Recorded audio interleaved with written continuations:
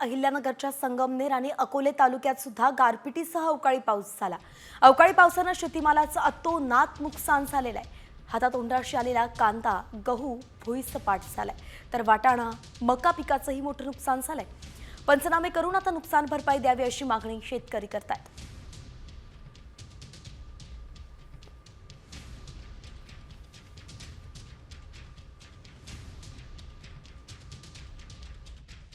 दोन तारखेला संध्याकाळी 4 वाजता नांदूर खंदरमाळी इथे गारपीट झाली। गारपिटीमुळे शेतकऱ्यांचं अतोनात नुकसान झालं।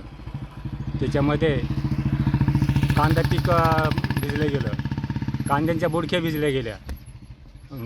ऐन वेळेला पाऊस झाल्यामुळे धान्य भिजलं गेलं।